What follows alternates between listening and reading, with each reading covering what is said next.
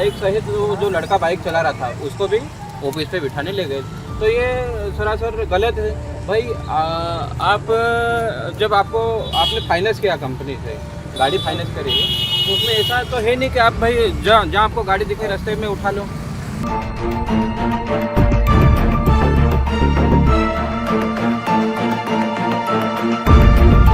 गाड़ी लेके जाओ ऐसे बोला। तो मेरी मम्मी 17,000 रुपये लेके आई, 17,720 तो भर के हम गाड़ी ले आए। उसकी रसीद दी? इसकी रसीद कच्ची रसीद दी से बना दे। अच्छा। मामला झाबुआ जिला मुख्यालय का है। पीड़िता दीतू पति रालू गुंडिया निवासी ग्राम गढ़वाड़ा अपनी निजी 2 पहिया वाहन जो कि फाइनेंस कंपनी से फाइनेंस कराकर वाहन खरीदा गया। पीड़ित का आरोप है कि फाइनेंस कंपनी के कर्मचारियों ने 3 से 4 घंटे बंधक बनाए रखा। घर पर फोन किया, अपनी विधवा मां घर से 30,000 रुपए लाकर कंपनी के कर्मचारियों को दिए गए, परंतु पक्की रसीद नहीं दी गई। पुलिस अधीक्षक को लिखित शिकायत सौंपी है। महिला का आरोप है फाइनेंस कंपनी के कर्मचारियों ने उसके बेटे के साथ अभद्र व्यवहार किया और उसे 3 से 4 घंटे तक जबरन बैठा कर रखा। पीड़िता के अनुसार वो अब तक 79,540 रुपए जमा कर चुकी है। इसके बावजूद उसे धमकाया गया। शिकायत में घटना में उपयोग किया गया वाहन नंबर MP 45ZC 7954 भी दर्ज किया गया है। महिला ने बताया कि वो विधवा है और पूरे परिवार की जिम्मेदारी उसी पर है। इस घटना के बाद वो मानसिक रूप से टूट चुकी है। वहीं आदिवासी सामाजिक कार्यकर्ताओं ने चेतावनी दी है, यदि फाइनेंस एजेंटों द्वारा अवैध वसूली और वाहन छीनने की घटनाएं बंद नहीं हुई तो उग्र आंदोलन और कानूनी कार्रवाई की जाएगी। अब बड़ा सवाल ये है, झाबुआ पुलिस इस मामले में कब तक कार्रवाई करती है? 9,000 वहाँ जाके बोला मेरे को 3 घंटे से मेरे को बैठा रखा था। तो मेरे को बोला 30,000 रुपये लेके आओ, गाड़ी लेके जाओ। कितना? 30,000 रुपये। 30,000? हाँ, तो गाड़ी लेके जाओ ऐसे बोला। तो मेरी मम्मी 17,000 रुपये लेके आई, 17,720 तो भर के हम गाड़ी ले आए। उसकी रसीद दी? इसकी रसीद कच्ची रसीद दी से बना दे। अच्छा, हाथ से बना के दी। हाँ। कंपनी का यहाँ कोई ऑफिस है? ऑफिस तो लगता नहीं है, ये वहाँ पे भंडारी पेट्रोल है नहीं, वहाँ पे ऑफिस है। कहाँ पे खड़े थे? ऑफिस नहीं है ना कोई? ऑफिस नहीं है। क्या हुआ? आपके बेटे की गाड़ी रोक ली थी, आप आए थे यहाँ पर? ये रहते हैं? ये घर पर थी। अच्छा, घर पे थे? हाँ। फिर ये फिर कैसे लेके ये आई? बोलो। इन बोल क्या हुआ आपके बेटे? ये बजटन आए थे तो उनकी मतलब वहाँ पे खड़ा था बजटन पे, तो वहाँ पे गाड़ी पकड़ ली। पकड़ के ले गए थे वहाँ पे। और रसीद ये भंडारी पेट्रोल पे है नहीं, इसके पास में एक ऑफिस जैसा है, वहीं पे गाड़ी ले जाके बंद कर दी। और फिर बोल रहे कुछ पैसे पूरे लेके आओ, गाड़ी ले जाओ। देखिए, ये रसीद जो है वो मेरे हाथ में है और ये कच्ची रसीद है किसी कंपनी का। इसमें कोई वो नहीं। रोजगार दबे कुचले लोग 1-2 किस्त नहीं भर पाते, उसको लेकर रास्ते में उनसे गाड़ियाँ छीन ली जाती है। कोई अस्पताल जाता है तो छीन ली जाती है।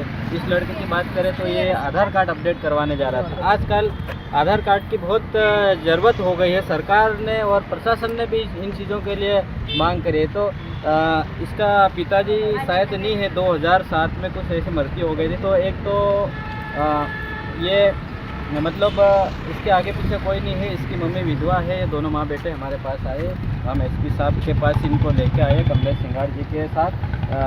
इनकी 3 किस्त बाकी थी,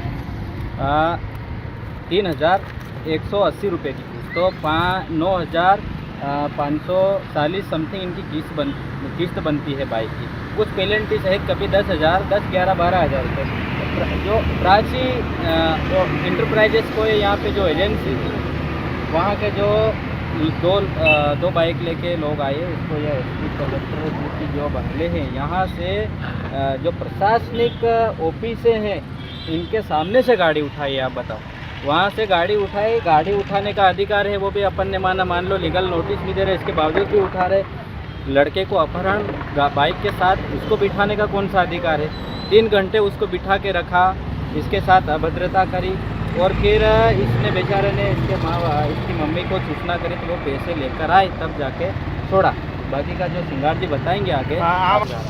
मामला ये है कि कल एक ग्रामीण शहर में किसी कार्य से आए हुए थे बाइक लेके, 2 व्हीलर बाइक लेके। तो कोई एजेंसी है फाइनेंस कंपनी की, उस एजेंसी के लोगों ने हमने पता रास्ते करा में यहाँ पर ऑफिस भी नहीं है इनका। ऑफिस एक छोटा सा खुला हुआ है, छोटा सा ऑफिस खुला है। उनकी बाइक रास्ते में रोक कर वो बाइक सहित जो लड़का बाइक चला रहा था उसको भी ऑफिस पे बिठाने ले गए। तो ये सरासर गलत है भाई। आप जब आपने फाइनेंस किया कंपनी से, गाड़ी फाइनेंस करी है, तो उसमें ऐसा तो है नहीं कि आप भाई जहाँ आपको गाड़ी दिखे रास्ते में उठा लो। जो गाइडलाइन है, जो नियम है, नियम के हिसाब से करो। अगर आपको गाड़ी सीजिंग करना है तो बाकायदा आप नोटिस भेजो, 2 से 3 बार नोटिस जाते हैं। उसके बाद अगर कोई बकाया नहीं भरता है तो आप घर से गाड़ी को सीजिंग कर सकते हैं, ऐसे चलते फिरते नहीं कर सकते। इस संबंध में आज हम एसपी महोदय को मिलने आए थे, तो एसपी साहब कहीं गए हुए, तो उनकी अनुपस्थिति में हम माननीय एडिशनल एसपी से मिले।